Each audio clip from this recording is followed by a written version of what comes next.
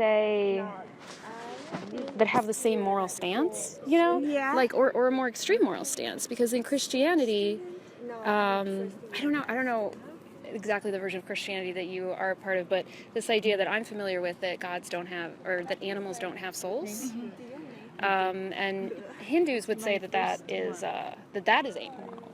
That to deny a living being a soul is, you know, like a sinful act. I mean, they wouldn't use the term sin, but But basically you're saying that morals do exist in your...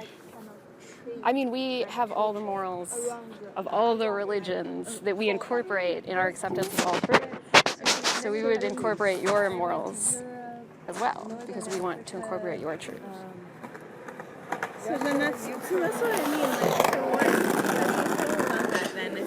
If someone's religion says, hey, I can do this because this is what my religion says, and it's going to directly affect you, would you feel like that was just, okay, we're going to have to accept that because that's what your religion believes? Or do you feel like they shouldn't compel that on someone else?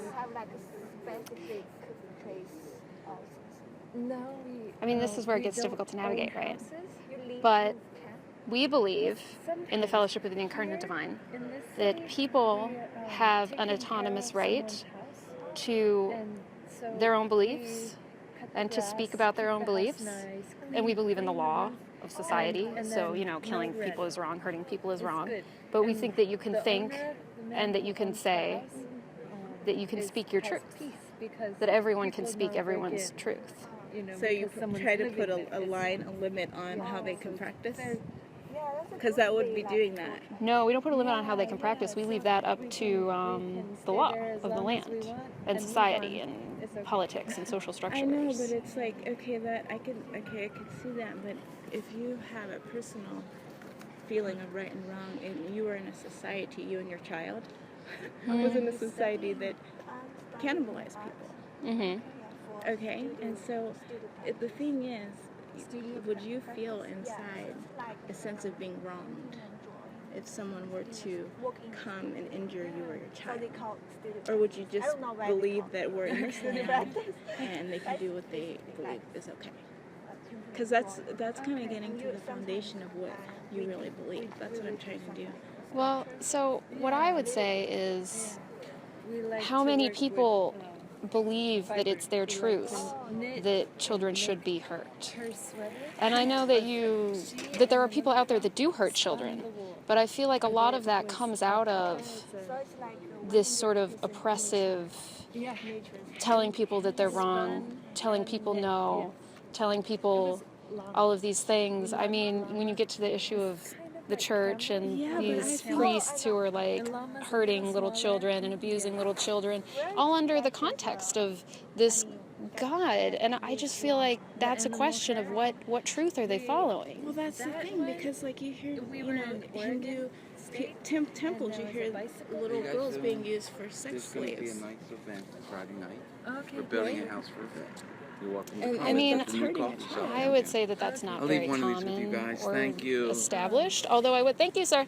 I would say that there have been instances, documented instances of widely respected gurus telling rape victims that if they had called out to their rapists as their brothers, then they wouldn't have been raped, which I think is absolutely wrong.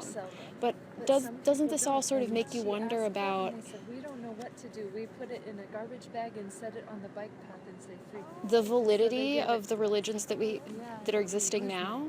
If within the contexts of all of these religions, these people are doing these things, you know? I mean, I think that that's part of this idea of accepting all truths, is that among one of them, we need God. And or between all of them, maybe is a better way of phrasing it. Not among one of them, but maybe individually nothing is complete, you know, but between all of them, we could do what you're sort of dreaming of, this idea of living a truly moral life, of a world where children don't get hurt, where children don't get raped, you know.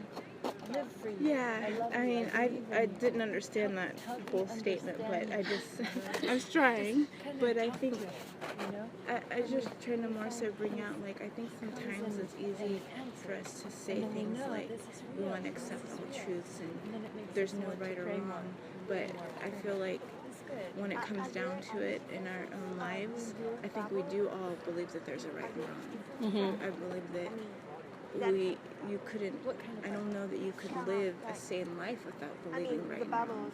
You know, and I don't think it's just what the land deems as right and wrong. It's gonna just make your soul believe it. Like, it's like, okay, government says this, okay, now I have to believe it.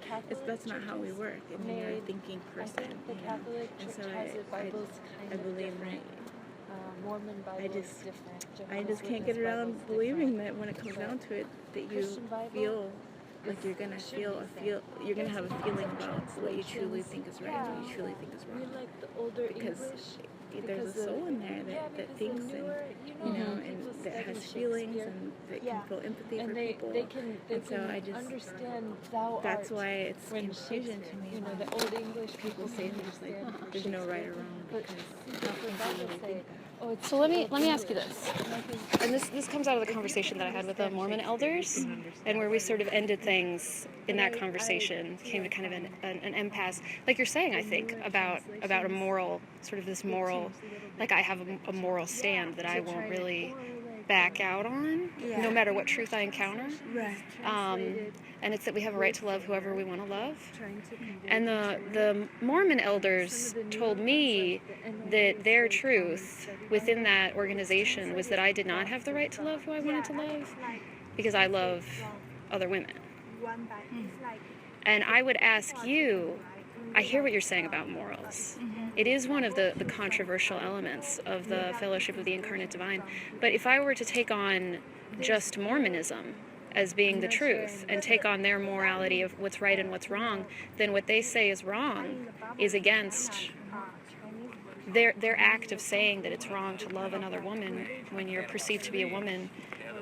I feel like that's absolutely wrong. That's a moral ground that I feel like they're in the wrong. So what would you say to that sort of moral quandary, I guess? As far as where you stand that one issue? Well, you know, I could tell you what someone told me some years ago that I really appreciated, because that was one of the things that I struggled with. It wasn't necessarily I was struggling with having feelings for other women, but I had friends that had that issue. And it was something that was hard for me to understand, that why it would be wrong if someone felt this way, and maybe they felt like that from their youth, you know, as a child and whatever. But something that really helped me was that I think she put it in a sense of like, you know, I was saying like, okay, what if they felt like that from when they were a child? Okay, if there's a child who had anger problems, okay, and just out of that feeling of anger, they were affecting others with that, you know, and hurting them or whatever, or just even feeling it and showing their rage. Now, for me, I wouldn't say that that is okay. You know, I don't think that because that's how they feel, and even when they're a child, I wouldn't say, well, that anger is okay to be expressed because that's who they are, you know? And so I believe that, you know, each of us, we have different things and struggles we have to go through and things that we have to overcome. It's like, if you had, you know, some anger in your personality, could you see that, like, okay, this is a weakness and I need to strive to be better in this. You know, I want to be kind and I want to be, you know, if you want these things, then that's something that you, and if you just kind of say, well, that's how I am, and then there's no getting over it, then I don't believe that you have to be stuck in what is part of your makeup. You know, it's like. So you see loving someone of the same gender as a weakness. Well, I don't say loving, because I love my sister. But I would say engaging in some kind of sexual act would be. I don't think that would be according to our natural plan. No, I don't. I do not think that that's right. I mean, I feel like nature kind of shows us that that's not how we are to come together. How does nature show us that? By what you are our parts, you know, it's like I feel like the penis fits in the vagina. Well, that's one of it, but also our different aspects. Like, I feel like there's a balance with a man and a woman, and you know, however, you know, I'm sure this is a personal, hard subject, but I just can't say that I think that that's okay because someone feels that way. And this is the point where I would say that as Sister Sramava, prophet of the incarnate divine, I accept your truth. Okay. Well, As being your I hope truth. that you will practice it too. Well, but then I have my truth. So, Yeah, so I don't know. It's just, I don't think it can make sense unless, it's just not going to make sense unless you are able to come to a place where you can really unite things in a way that's not confusion.